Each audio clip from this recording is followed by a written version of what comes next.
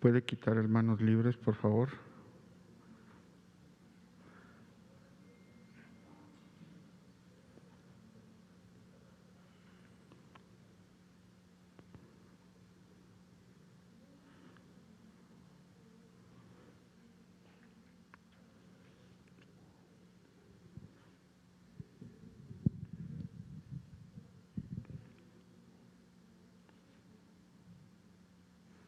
¿Puede hablar, doctor, por favor?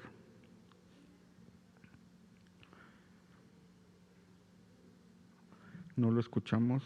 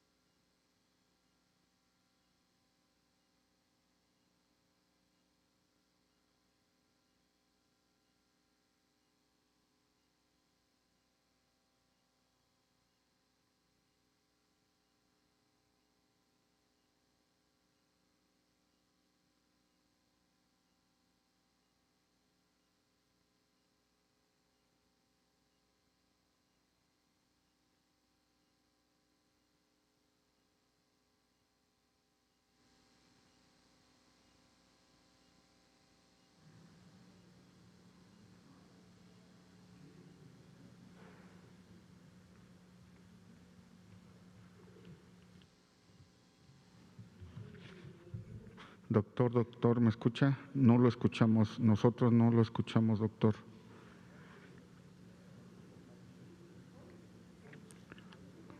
Doctor, no lo escuchamos.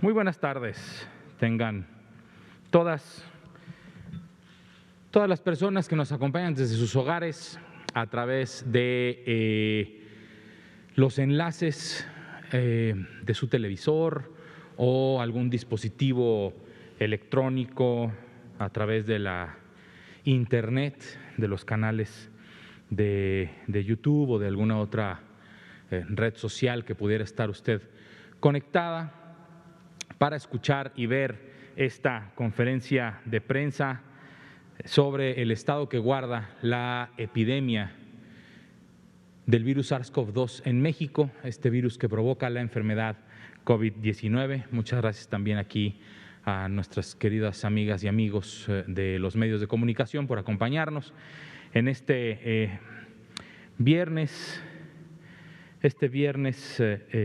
Ay, santo niño, ¿qué día es hoy? Ya no. 12 de marzo de 2021.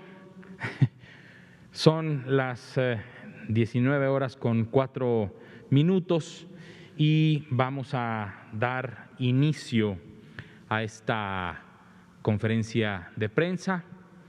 Antes de dar el informe técnico sobre la situación que guarda la epidemia, el semáforo de riesgo epidémico y el estado que guarda el avance de la estrategia operativa de la Política Nacional de Vacunación contra el virus SARS-CoV-2, quiero comentar sobre la autorización para el uso de emergencia del Remdesivir en nuestro país, autorización que otorgó el día de hoy la Comisión Federal para la Protección contra Riesgos Sanitarios en nuestro país.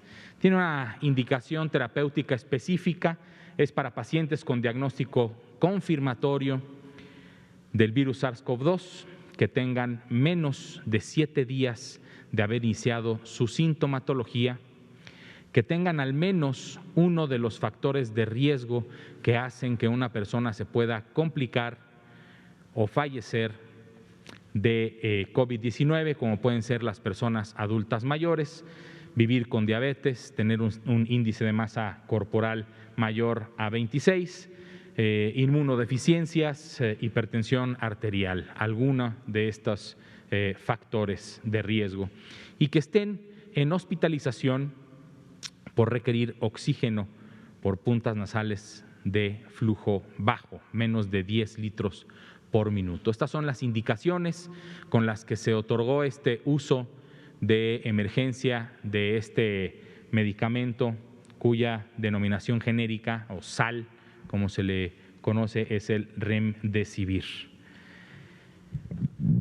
Ahora sí vamos a pasar a ver el informe técnico. Tenemos aquí nuestra curva epidémica, un errorcillo por ahí en la proyección de la pantalla, que seguramente se va a solucionar en este momento. Vemos una curva epidémica que continúa con este descenso del 12% de los casos estimados con respecto a la semana inmediata anterior.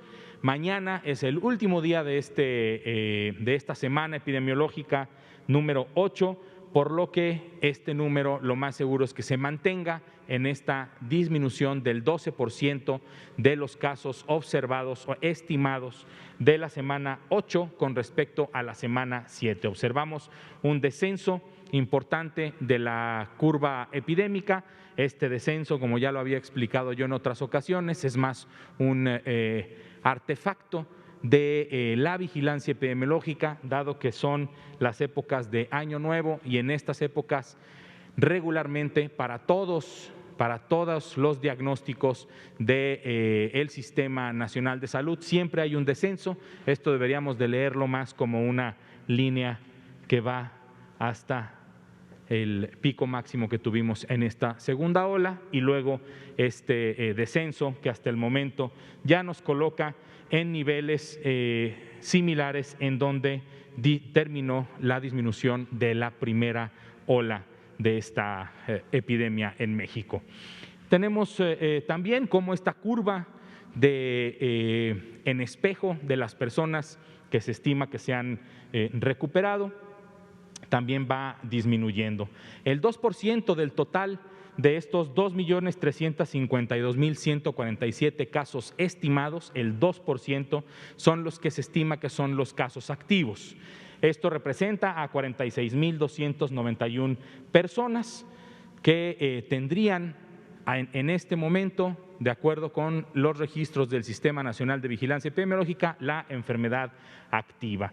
Tenemos un total de personas recuperadas, de estas que han tenido contacto con el Sistema Nacional de Salud, el Sistema Nacional de Vigilancia Epidemiológica, de 1.696.739 personas recuperadas. Sabemos que son muchísimas más las personas que han tenido algún cuadro leve de COVID-19 y que por este nivel de cuadro leve se quedaron en casa, se recuperaron sin ningún problema y son muchas más personas. Pero de este prácticamente 1.7 millones de personas que en nuestro país están recuperados y que tuvieron un contacto con el Sistema Nacional de Vigilancia Epidemiológica y una atención a su salud, les damos las gracias a todo el personal de salud que han atendido a todas estas personas que tenemos registradas en nuestro Sistema Nacional de Vigilancia Epidemiológica. Hasta el momento tenemos un registro total de 193.851 personas que lamentablemente perdieron la vida y que tuvieron un resultado positivo al virus SARS-CoV-2. Estas son las defunciones confirmadas con un resultado de laboratorio positivo o una confirmación por dictaminación, pero sabemos que hay un exceso de mortalidad que es mayor a este registro de 193.851 personas. 609.460 personas tienen en nuestro país su esquema completo de vacunación. Este elemento semanal que presentamos los viernes es la positividad. A la semana 8 de este año tenemos un 26% de positividad que se redujo en un punto porcentual con respecto al observado en la semana 7 del 2021. 26% de positividad de un total de 5.737.083 personas que han tenido contacto con el Sistema Nacional de Vigilancia Epidemiológica y han sido estudiadas por su cuadro compatible al coronavirus, de los cuales una gran mayoría fueron tomados una prueba de laboratorio y que tiene en general este 26% de positividad para esta semana. Tenemos un total de 3.139.893 personas que tuvieron este contacto con el Sistema Nacional de Vigilancia Epidemiológica y tuvieron un resultado negativo a la prueba de COVID-19 y un total de 2.157.771 resultados que han tenido un, valga la redundancia, resultado positivo a la prueba de COVID-19. La letalidad, también un elemento semanal que se presenta cada viernes, la tenemos en 8% para esta semana, con una disminución de 2 puntos porcentuales con respecto al observado en la semana inmediata anterior, la semana 7 del 2021. 2 puntos porcentuales menos, se sitúa actualmente en esta semana en 8%. La ocupación hospitalaria nacional en general disminuyó 1 punto porcentual con respecto a lo presentado el día de ayer. Se ocupa actualmente un 26% de las camas que se tienen registradas en la red IRAG. Vemos cómo la curva epidémica también se muestra descendiente y con los mismos niveles de cuando concluyó la primera ola. Esperemos que esto siga descendiendo. Depende de nosotros, depende de toda la sociedad que podamos seguir disminuyendo la curva epidémica y que la reapertura económica, la reapertura social o las vacaciones de primavera o Semana Santa no representen un rebrote o un incremento de nuevo en el número de casos y de personas que requieran de hospitalización. Está en nuestras manos ser ordenados en cómo salimos a la calle, está en nuestras manos en cómo retomar nuestras actividades socioeconómicas de forma ordenada, siempre llevando una higiene correcta de manos, utilizando correctamente nuestro cubreboca, ni como hamaca de la papada, ni como diadema, correctamente, siempre, siempre tapando nariz y boca. Es la forma correcta de usar el cubrebocas. Y guardando la sana distancia siempre también, y con el respeto al resto de personas que están en nuestro entorno social. Así podremos retomar nuestras actividades socioeconómicas sin que esto represente un riesgo mayor de que se vuelva a incrementar el número de casos en nuestro país. Sobre el mapa y el número de estados que tienen una ocupación hospitalaria, tenemos que la disminución a nivel nacional de la ocupación se dio a partir de las camas con respirador mecánico, porque podemos observar cómo de las camas generales para atender personas con infección respiratoria aguda grave que no requieren de cuidados críticos, no tiene un cambio, se mantiene en 26% sin tener ninguna entidad federativa ni en más del 70% de ocupación, ni en ocupación entre el 50 y el 69. Tenemos 7 entidades federativas en este color más oscuro, entre 30 y 49%, y el resto del país, que son 25 entidades, con menos del 30% de la ocupación de camas generales. El 26% representa, como lo comentamos ayer, un total de 23.365 camas disponibles de un total de 32.442 camas que tenemos registradas en la red IRAG. Sobre la ocupación hospitalaria de camas para personas que tienen infección respiratoria aguda grave y que requieren de cuidados críticos, que requieren de un respirador mecánico para poder seguir respirando y viviendo, tenemos una ocupación nacional del 29%. Una entidad federativa, la Ciudad de México, con el 51% de su ocupación de camas con respirador mecánico, se observa en el mapa en color verde. Tenemos 7 entidades federativas entre el 30 y el 49%, y el resto, 24, con menos del 30% de su ocupación.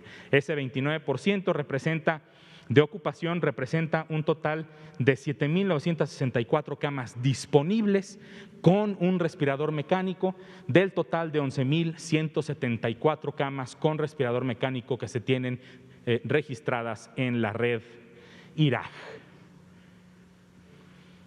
Hoy es viernes de semáforo, tenemos a nuestro país pintado en 3 de los 4 colores disponibles de esta herramienta que nos debe de servir a todas las personas en este país para tomar decisiones, tanto a nivel personal, para saber qué actividades puedo hacer y cómo las debo hacer, dependiendo del nivel de riesgo que estamos observando en la entidad federativa en la que vivimos. Tenemos 3 entidades federativas en color verde. El nivel menor del riesgo epidémico es el estado de Sonora, el estado de Chiapas y el estado de Campeche. Tenemos 21 entidades federativas en el riesgo siguiente, el amarillo, que es riesgo moderado, y 8 entidades federativas con el riesgo alto. Afortunadamente, ninguna de nuestras entidades federativas se encuentra en este momento en el riesgo máximo de riesgo epidémico, y por lo tanto vemos un reflejo de cómo la curva epidémica, las hospitalizaciones van disminuyendo, y por lo tanto el riesgo también poco a poco va disminuyendo. Reitero el llamado a toda la población a 2 cosas. 1, estar atentas todas las personas a lo que dicen las autoridades sanitarias locales, que de acuerdo a este nivel de riesgo epidémico, estas personas, personas titulares de los gobiernos estatales, que son la autoridad sanitaria local, tomarán decisiones de cómo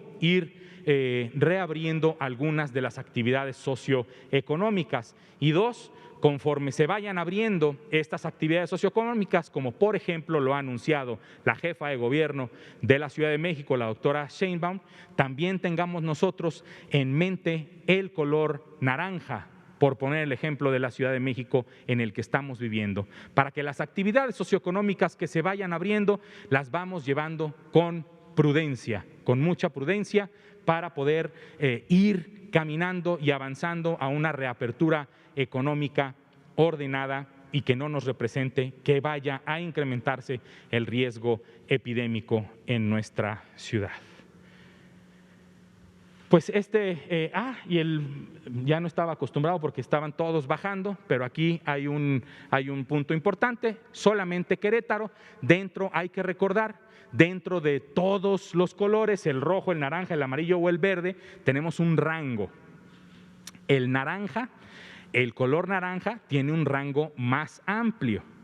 Por eso siempre ponemos a el estado o los estados que tengan un mayor puntaje dentro del color naranja, que son los que dentro de este nivel alto de riesgo son los que están un poco más pegados a tener un nivel máximo, o sea, el rojo, que a seguir disminuyendo. Entonces, la población de Querétaro tiene un nivel alto de riesgo, pero además está un poco más pegado al rojo que al amarillo. Entonces, eso es también muy importante para que todas las personas tomen en cuenta en todos los estados de la República, para poder tomar nuestras decisiones personales y que podamos apoyar a quienes toman las decisiones de forma colectiva sobre la apertura de las actividades socioeconómicas.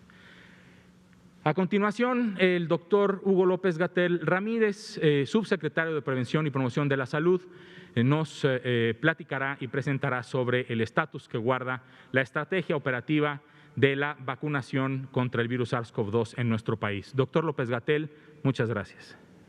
Muchas gracias, doctor Ricardo Cortés, director general de Promoción de la Salud de la Secretaría de Salud. Muy buenas tardes, todas y todos, allá en el Salón Tesorería, en el Palacio Nacional de México, y también en donde nos escuchen o vean en sus casas, sus trabajos, el transporte. Tenemos aquí el informe del avance diario del Plan Nacional de Vacunación contra el SARS-CoV-2 para prevenir la COVID-19.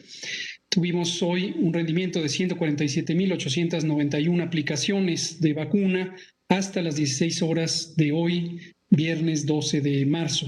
Como hemos comentado repetidamente, esta cifra generalmente aumenta, a veces se duplica, de acuerdo a los registros de información que van fluyendo de las zonas sin acceso a Internet, que posteriormente registran en la plataforma de información, y también de la continuidad de operaciones de las unidades de vacunación dentro del intervalo de las 16 horas y hasta las 22 horas. Entonces pongan ustedes siempre atención a la actualización de esta gráfica, esta curva temporal de vacunación, y verán que siempre aumenta con respecto a lo que indicamos a las 19 horas. Pero hoy quedémonos con esta cifra, 147,891 aplicaciones, y en la siguiente imagen lo que vemos es la suma. Ya tenemos para el conjunto de la población más de 4 millones. Más de 4 millones de vacunas han sido aplicadas en México desde el 24 de diciembre, fecha en que empezó la vacunación contra COVID-19. 4 millones ya tenemos cubiertas a las personas con al menos una dosis, y aproximadamente tenemos, en el caso de las personas que trabajan para el sector salud, en la siguiente imagen podemos ver que 72% ya han recibido su vacuna. Aquí vemos la comparación, me adelanté pensando que venía esa imagen, entre las vacunas que se han recibido, 5,429,375 dosis de vacuna han llegado al país, y de ellas ya se han puesto 4 millones. Entonces tenemos este avance progresivo, 74%, 3/4 partes prácticamente de las vacunas que llegan al territorio nacional se ponen de manera inmediata. Habida cuenta que en la última semana llegaron casi 1 millón de vacunas, es justamente el conjunto de la tercera parte de la diferencia que nos restaría para las vacunas que están en tránsito, que están en las unidades de refrigeración. La siguiente. Ahora sí vemos el desglose que presentamos, actualización diaria. 592,031 personas trabajadoras de la salud ya recibieron 2 dosis, representan el 72% de las personas que han recibido en algún momento vacuna contra COVID y trabajan en las unidades clínicas COVID. Recordar que seguimos ampliando la cobertura, seguimos identificando expresiones de inquietud que siempre consideramos muy legítimas y muy importantes por parte de nuestras compañeras y compañeros trabajadores de la salud. Hoy se han manifestado en Chiapas y en algunas otras entidades federativas. Estamos conscientes de su inquietud, de su preocupación y les comentamos, como lo hacemos diariamente, que sigue avanzando la vacunación para personas trabajadoras de la salud. Por favor, no desesperar. Ustedes son prioritarias, son prioritarios, están identificados claramente en el plan de vacunación y se seguirá vacunando al personal de salud de primer contacto o de primera línea y de segunda línea. Ya hemos definido con claridad en el plan de vacunación a qué se refiere este término técnico. Primera línea son personas que trabajan en las unidades COVID designadas, tanto unidades hospitalarias como de atención comunitaria, es decir, centros de salud, unidades de medicina familiar y también la atención prehospitalaria, unidades de triage, centros de urgencias médicas, ambulancias, todo el personal, no nada más médicas y médicos, también enfermeras, enfermeros y 11 categorías laborales de personas que trabajan en el sector salud, en el campo clínico. Entonces, por favor, paciencia, no desesperar, estamos muy conscientes que todavía falta cubrir a una parte importante del personal clínico que atiende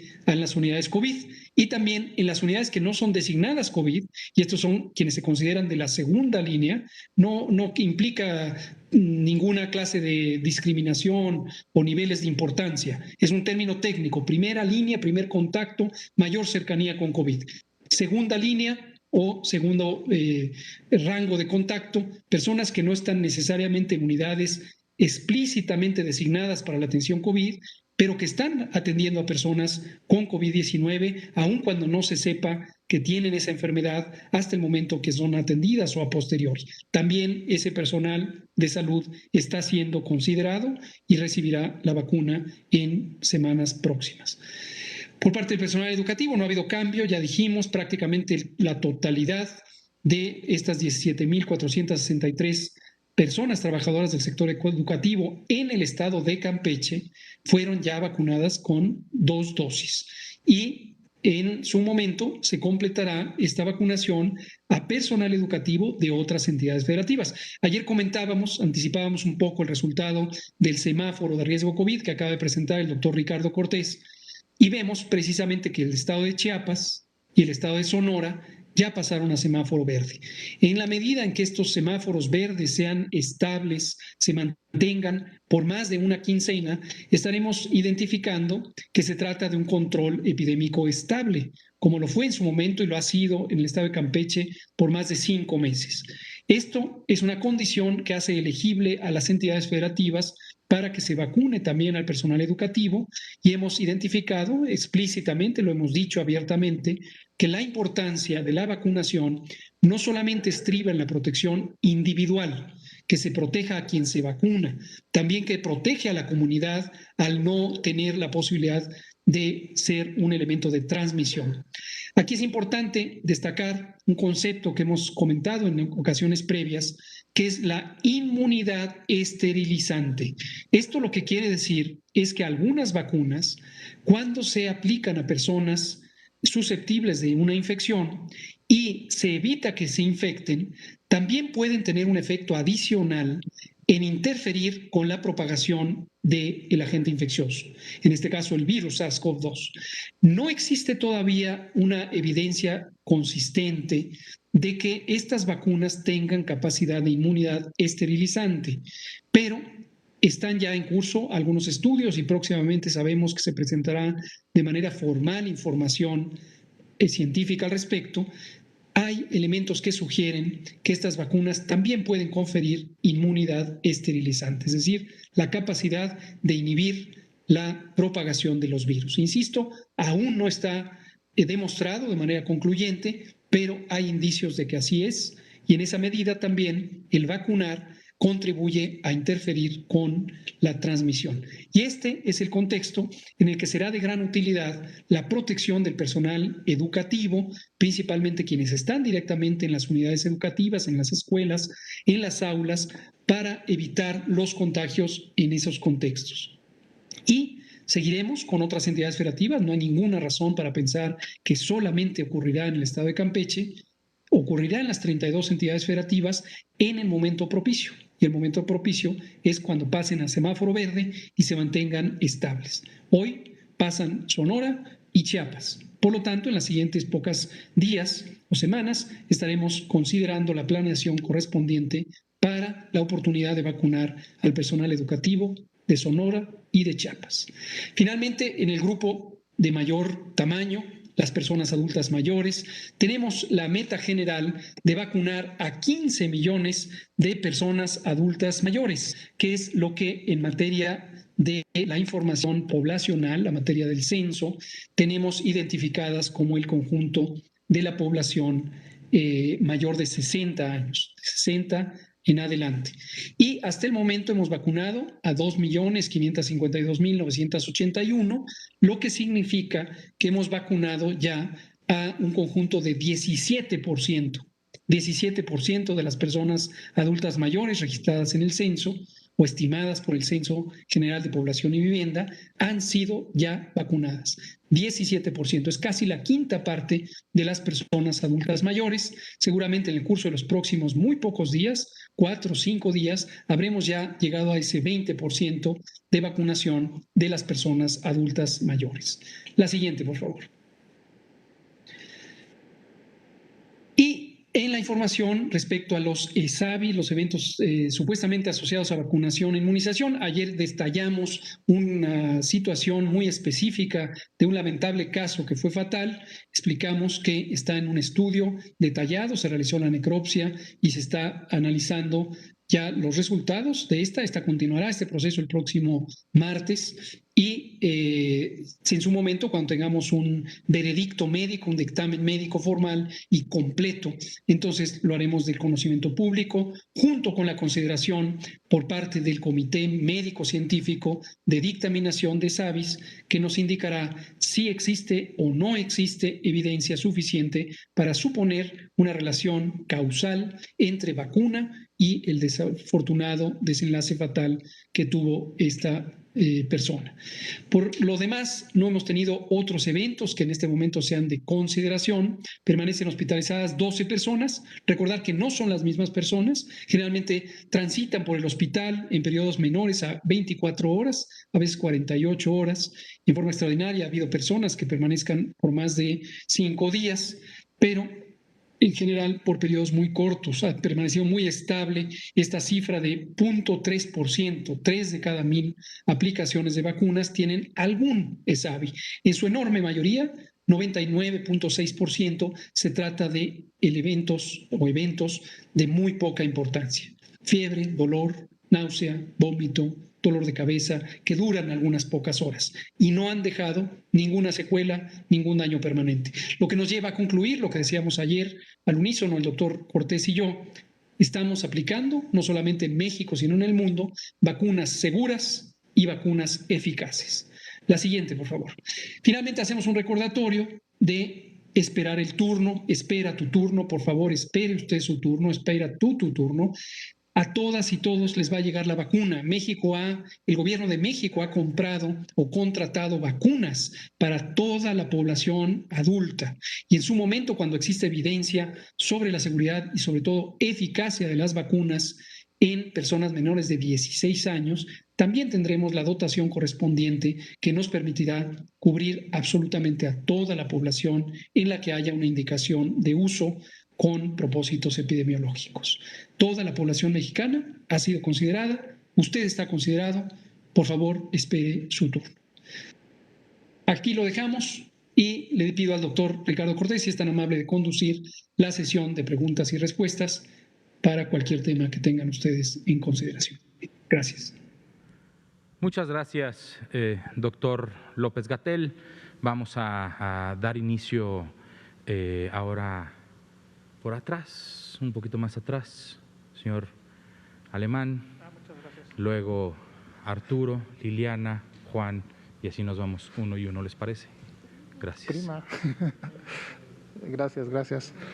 Tengo dos preguntas. Una, doctor Cortés, es claro que el comportamiento de la epidemia es de olas. Entonces, ahorita digamos que estamos de plácemes porque vamos hacia abajo, estamos en una buena situación, pero esto es de olas. Entonces, igual puede venir una tercera ola. Digo, no sé qué se está considerando, ¿no? Porque como que a veces se da esa falsa idea de que como vamos para abajo, esto ya cambió, como pasamos a verde, vamos a vacunar a los maestros y vamos a tener vacaciones y vamos a hacer una serie de cosas. Entonces, creo que sí me gustaría un comentario sobre este comportamiento de la epidemia. La segunda ola, que es la que acabamos de pasar, fue tan terrible, fue casi el doble de lo que fue la primera ola. Y el número de fallecimientos, pues estamos cerca de 200,000. Entonces, creo que sí hay que tomar un poco más en serio este asunto de que sí vamos para abajo, pero ¿qué elementos habría para considerar que esto no va a haber un repunte hacia una tercera ola? Gracias. Muchísimas gracias, es correcto, las epidemias así se comportan, así habíamos comentado en su momento que podría y que sería lo esperable que fuera un asunto de diferentes olas. A nosotros la segunda ola nos llega en un tiempo en el que era lo habitual ver un comportamiento epidémico de enfermedades respiratorias agudas, anteriormente enfocado mucho en la presentación de casos de influenza.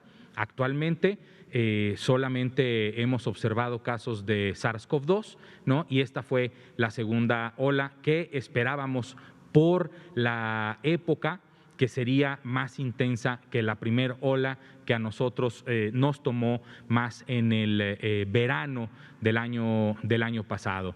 ¿Qué esperamos? ¿Que haya una nueva ola? Pues lo más seguro es que sí, dado que, como comenta usted, después de bajar, siempre, pues si empezamos a tener mayor apertura socioeconómica, más contacto, esto tenderá a volver a incrementar. ¿Qué es lo que esperamos? Lo que esperamos es que todas las personas vayamos aprendiendo también cuál es la forma en que todos tenemos en nuestras manos para mitigar nuestros riesgos y, en consecuencia, el riesgo colectivo de contagio del virus SARS-CoV-2. Y que una potencial tercera ola sea ahora no solo menor que la segunda ola que está pues básicamente ahorita concluyendo, por decir un término, ¿no? Que puede seguir bajando y que puede mantener una meseta por debajo, más bien más que meseta, un valle, y después que pudiera empezar a incrementar conforme las actividades socioeconómicas se incrementan. El uso correcto del cubrebocas en los ambientes, el mantener siempre la sana distancia, el ser prudentes al ver lugares públicos concurridos y no seguir llenándolos, el lavado frecuente y correcto de nuestras manos, me parece que van a ser las actividades a las que se le suma la vacunación, y tenemos ahora un conjunto más grande de intervenciones en materia de mitigación de la epidemia. ¿Qué esperamos? Pues que si hay alguna actividad de descanso en la Semana Santa, podamos quedarnos en casa, podamos ser prudentes ante la necesidad de estas salidas una vez que estamos en este valle, en este descenso de la segunda ola, y que podamos como sociedad ir caminando y creciendo para tener otra oleada de esta enfermedad que sea mucho menor, no solo que esta segunda, sino que pudiera ser menor que la primera, y que empecemos a tener pequeñas oleaditas que ni siquiera, pensando en el semáforo de riesgo epidémico, que ni siquiera nos alcanzara a llegar en la mayoría de los estados al nivel naranja, Sabemos también que es más difícil en los lugares más poblados y, por ejemplo, una Ciudad de México o una zona metropolitana de Guadalajara, una vez que toma velocidad una epidemia, tarda más tiempo en disminuir y regularmente tienen picos mayores. Entonces, agradezco muchísimo la pregunta.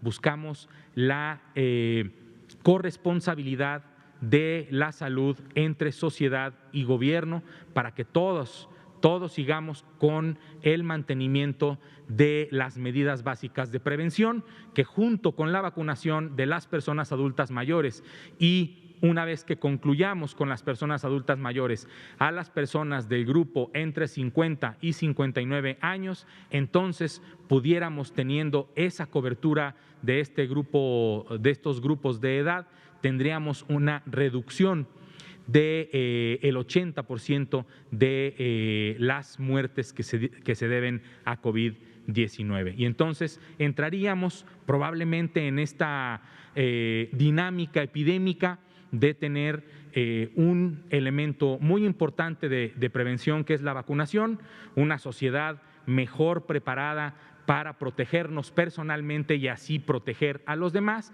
y tener una enfermedad endémico-epidémica que vaya presentándose en muy pequeñas oleadas. Bueno, sí, pero Brasil está devastado. Ellos ya van por la, no sé, tercera ola también. O sea, fue una situación muy difícil con Brasil. Es decir, tenemos un antecedente para tomar en cuenta, ¿no, doctor? Es correcto, y otros antecedentes. Por ejemplo, en Italia se ha determinado que se van a cerrar de nuevo todas las actividades sociales y económicas por un incremento en el número de casos, por poner otro ejemplo. Entonces, este tipo de ejemplos y lo que hemos aprendido para utilizar de forma correcta el semáforo de riesgo epidémico van a ser las formas en que todos en conjunto podamos ir manejando y administrando los riesgos que tenemos a nuestra salud y así poder mantener pequeñas oleadas. Las personas titulares de los gobiernos locales han también aprendido cuáles son las actividades socioeconómicas que se pueden cerrar, como si fuera, digamos, el símil de una llave de agua, cerrar poco a poco, así como ahorita se está abriendo poco a poco también de forma ordenada, y que un cierre menor nos dé una disminución en el número de casos, una meseta y una disminución en el número de casos más pronto. Bueno, mi segunda pregunta es para el doctor Gatell a la distancia. Ojalá que los reporteros también tengamos estos privilegios de estar a la distancia, porque sí es un riesgo venir aquí, lo hemos solicitado varias veces y bueno, en fin, eso ojalá que en relación a… doctor Gatell, en relación a los incidentes en Oaxaca y a los incidentes por la vacunación. O sea, nosotros sabemos que si hay pocas vacunas, pues inevitablemente hay un manejo político. ¿Por qué? Pues porque si hay pocas, siempre se busca, el grupo que tiene el poder, pues busca verse favorecido por las vacunas. Entonces, si hay… quisiera preguntarle qué posibilidades habría de que la información que nos presentan de la vacunación estuviera en Internet como está la base de datos de las pruebas, o sea, para que sea congruente el asunto. Si nos han estado dando la información de cuántas pruebas se hacen diariamente, en dónde se hacen, en qué unidad, qué enfermedades tienen, y además es una base de datos anonimizada, ¿por qué no se puede hacer lo mismo para vacunas? Entiendo que es un universo mayor, son 23 millones contra 5 millones de pruebas. Bueno, así nos tocó la historia de las pruebas en este país, pero creo que la cibernética nos da la posibilidad de poder tener ese tipo de información y evitaría este tipo de situaciones donde la población no sabe cuándo la van a vacunar, cuándo le va a llegar la vacuna, si le va a llegar la vacuna, y se dan sucesos tan lamentables como el ver gente armada en Oaxaca reclamando vacunas o ver manifestaciones de médicos diciendo que no los han vacunado y bueno, a final de cuentas ustedes nos presentan una gráfica aquí y podemos pedir la información a transparencia, pero bueno, eso es todo un trámite burocrático. Entonces, la pregunta es ¿qué tan factible es que abran la base de datos y se la den a la población? Gracias. Muchas gracias, doctor López-Gatell. No le escuchamos, doctor López-Gatell. Perdón, tenía cerrado el micrófono. Digo que muchas gracias, Alejandro, por sus opiniones, sus consideraciones, siempre muy respetables. Desde luego no tenemos ningún inconveniente en compartir toda la información que sea útil. La base de datos a la que se refiere usted es un listado nominal de personas que han sido vacunadas y se va construyendo conforme se vacunan. Todos los datos que damos aquí son los correspondientes al corte. Hoy tenemos 4 millones, cifra récord. Ya llegamos a una cifra récord máximo histórico en México en vacunación a COVID-19. Hemos vacunado 4 millones, más de 4 millones de personas. Y tenemos, por lo tanto, 4 millones de registros de personas que han sido vacunadas. Estos registros tienen algunos retos porque son una base de datos nominal para referencia del público en general. Quiere decir que hay un registro para cada persona y que este registro se identifica por distintos identificadores personales.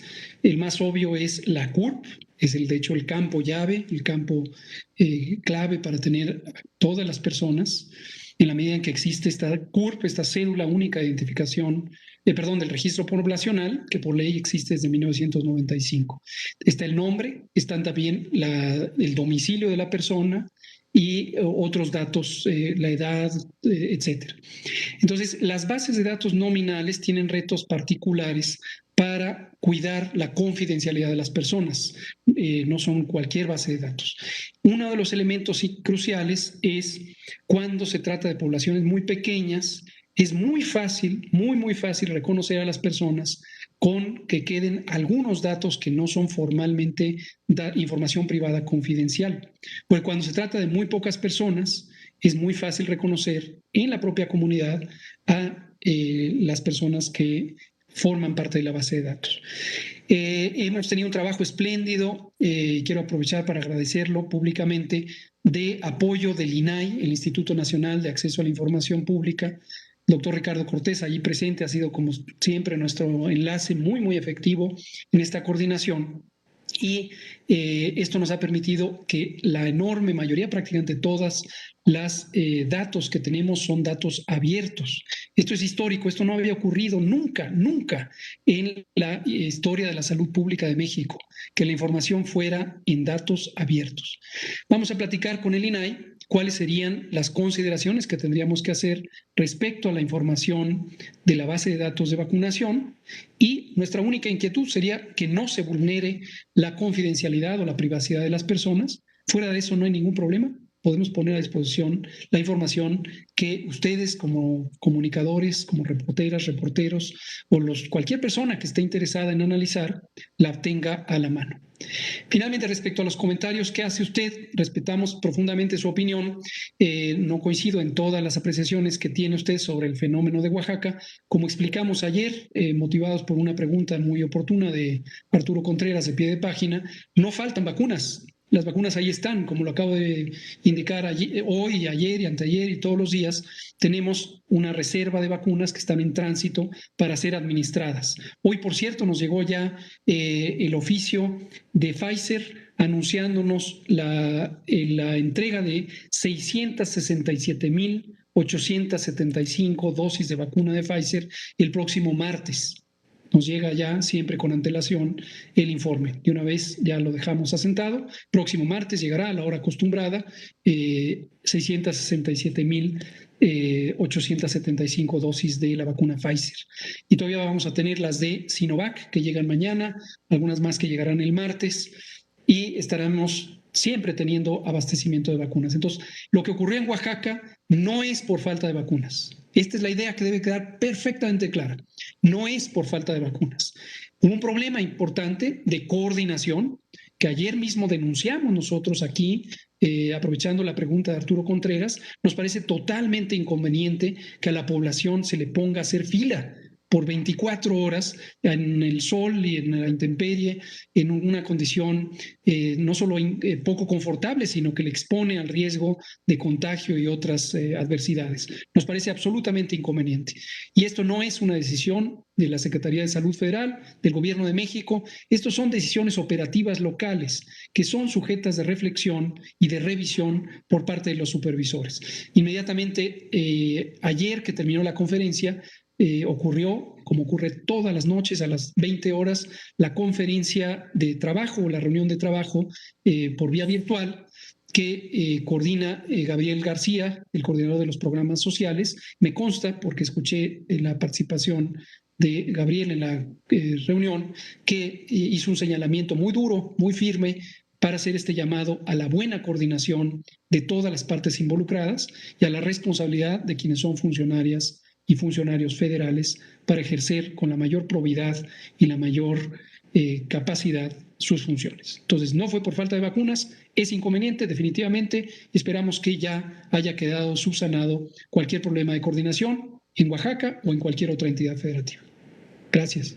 Muchas gracias, doctor López-Gatell. Me parece que también podríamos cerrar para este tema sobre los datos abiertos, que a todos nos gustaría también contar con ellos en materia de vacunación, que el informe que se presenta aquí todos los días es el resumen de las dosis. Se aplicaron tantas dosis, pero dado que estamos aplicando estas dosis en zonas también un poco alejadas, con muchas personas, estamos viendo días de más de 100,000 dosis aplicadas, hay un concentrado que se envía para hacer este ejercicio, y mientras las personas que trabajan en las brigadas Correcaminos pueden ir también registrando en el sistema de información de nominal y por lo tanto tener una discrepancia en caso de que se publicaran datos nominales anonimizados versus lo que se presenta aquí, que es el concentrado de dosis aplicadas, que es más sencillo de generar para poder hacer la presentación aquí para todas ustedes. Continuaba Arturo, ¿cierto? Arturo, Liliana. Gracias, Arturo Contreras, de Pie de Página. Buenas noches. Una duda sobre los apoyos a los deudos de COVID.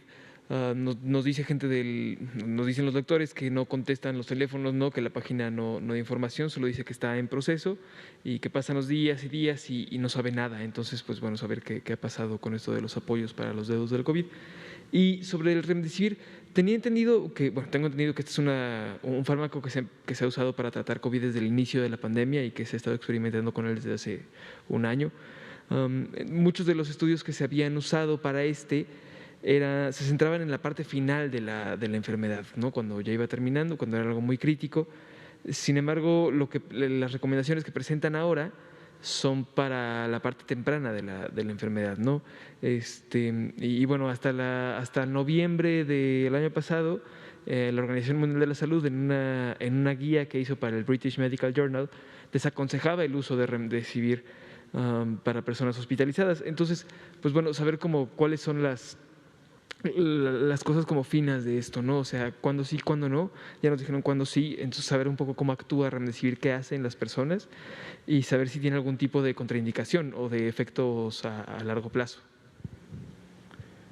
Con mucho gusto, Arturo. Creo que las partes más finas de la forma en la que se autoriza este medicamento de uso de emergencia podemos presentarlo con el apoyo de la COFEPRIS. Lo que sí puedo comentar es las contraindicaciones que pudiera tener este medicamento, es sobre la función renal, por ejemplo, de las personas a las que se les administraría el medicamento. Cuando la función renal está deteriorada, no se puede utilizar este tipo de medicamentos y sería prácticamente esa una de las contraindicaciones.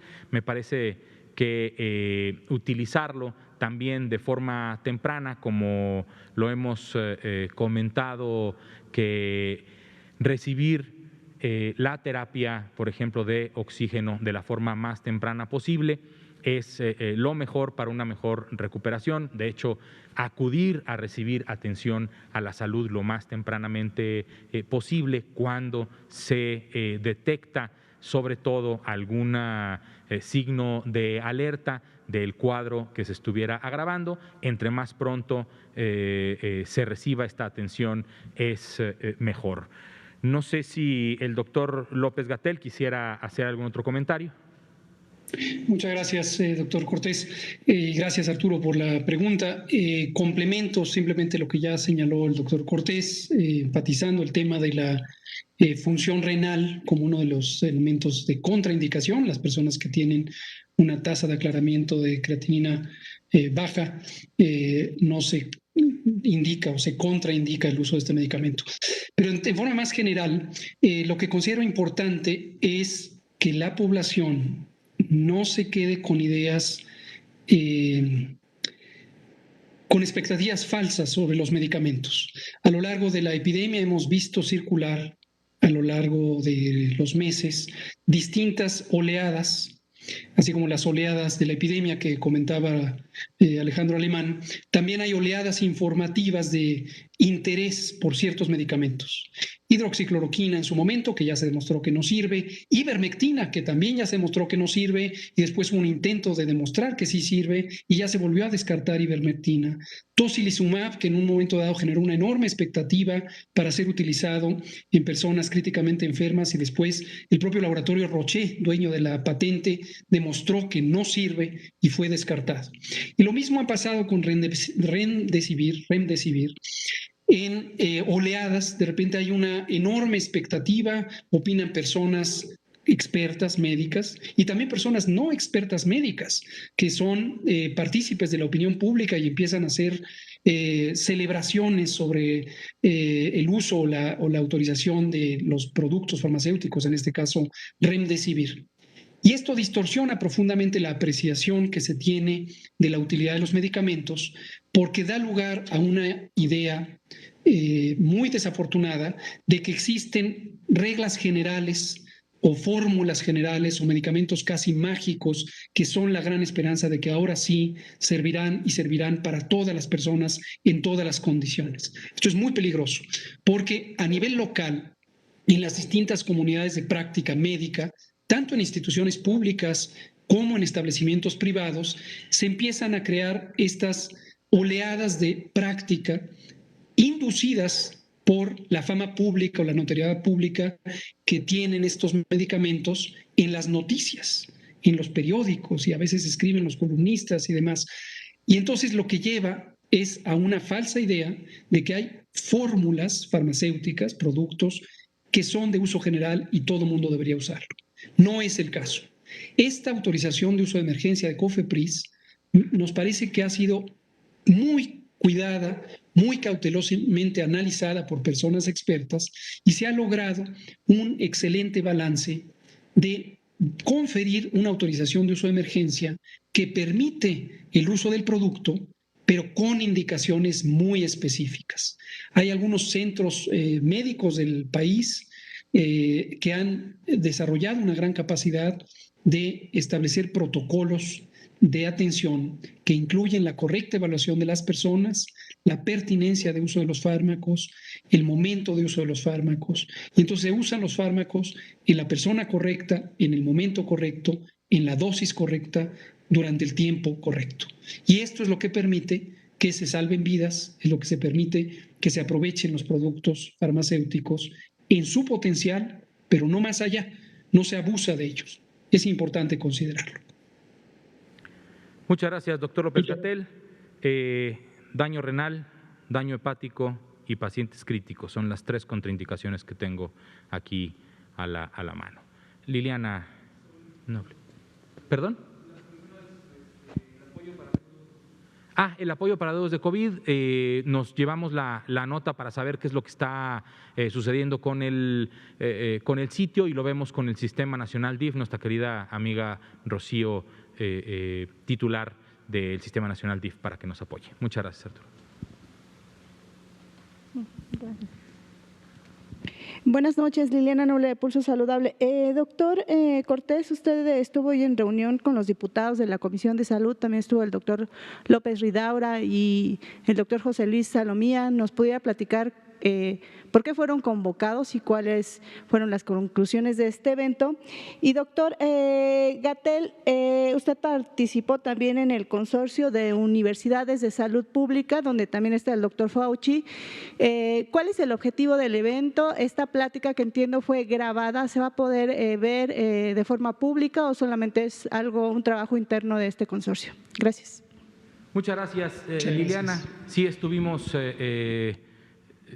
Rui López Ridaura, José Luis Salomía y tu servidor con la Comisión de Salud de la Cámara de Diputados, convocada por la diputada Carmen Medel como presidenta de esta Comisión de Salud, un ejercicio de comunicación, transparencia y información, presentar información a las personas legisladoras que pertenecen a esta Cámara a esta Comisión de Salud de la Cámara de Diputados.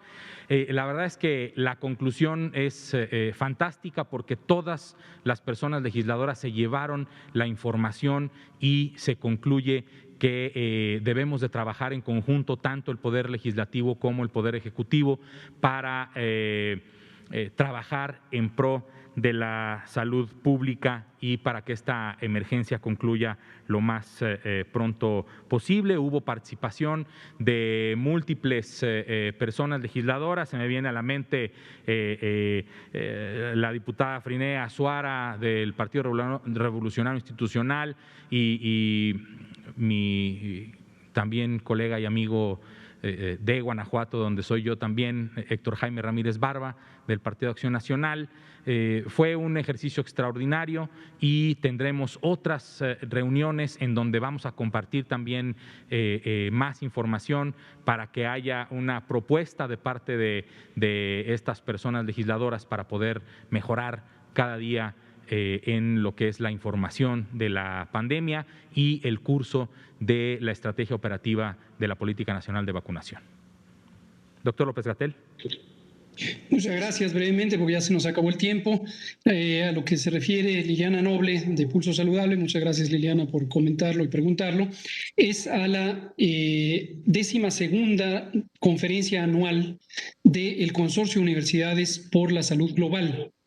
Este es un consorcio de universidades mayormente de Estados Unidos, también hay algunas de Canadá, algunas de Europa, algunas de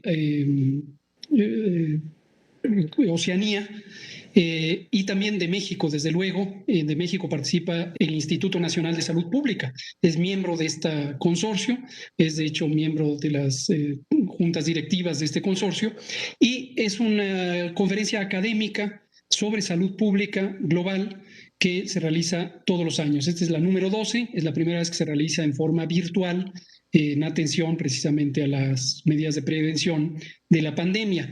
Tuve el privilegio de ser invitado, al igual que el doctor Anthony Fauci, para presentar una exposición que fue guiada por una entrevista, que fueran las exposiciones magistrales, los keynote speakers, como se le conoce en inglés. Fue un privilegio participar en ello por invitación del Consorcio de Universidades por la Salud Global, participar también al lado del doctor Fauci, evidentemente es un enorme privilegio también, y agradezco al doctor Juan Rivera Domarco, director del Instituto Nacional de Salud Pública, quien también promovió que fuera yo invitado. Estamos viendo que se pueda acceder al material, tanto a la conferencia del doctor Fauci como a la mía, en forma gratuita, no solamente a quienes son miembros del consorcio, para que la población conozca cuáles son las posturas, según se ha comentado en la comunidad de salud pública global, pues desde luego son visiones muy coincidentes, tenemos los mismos parámetros de formación científica, el doctor Fauci es un referente para todos nosotros en el campo de la salud pública global y coincidimos en la visión sobre cuáles son los retos, cuáles han sido los retos de manejo de esta epidemia, en el caso del doctor Fauci respecto a Estados Unidos y otros países, y yo me referí exclusivamente a la experiencia mexicana y a las conclusiones generales que tenemos como lecciones aprendidas, que nos las han preguntado repetidamente, y hay dos que son fundamentales. la importancia de tener una sociedad más justa en términos socioeconómicos para que tengamos una mejor distribución de la riqueza y por lo tanto tengamos mejores oportunidades, que no tengamos esta lamentable situación que tiene México a lo largo de muchos años de políticas económicas que han aumentado la desigualdad y que es definitivamente uno de los determinantes sociales más importantes del curso de esta epidemia en México. Y lo segundo, el consenso universal. Los sistemas de salud pública deben ser gratuitos, de cobertura universal, para que cumplan su propósito de proteger a las poblaciones. Esto es una de las lecciones fundamentales que todo el mundo se ha llevado de la experiencia de esta pandemia. Muchas gracias. Muchísimas gracias, doctor López-Gatell. Son las 20:03. Damos por concluida esta conferencia de prensa, no sin antes decirle a usted en casa, espere su turno para la vacuna en el momento en que le toque de acuerdo a su edad y en el municipio o alcaldía en la que usted viva. Y recuerde, las vacunas son seguras, son eficaces y sirven para protegernos. Muchas gracias.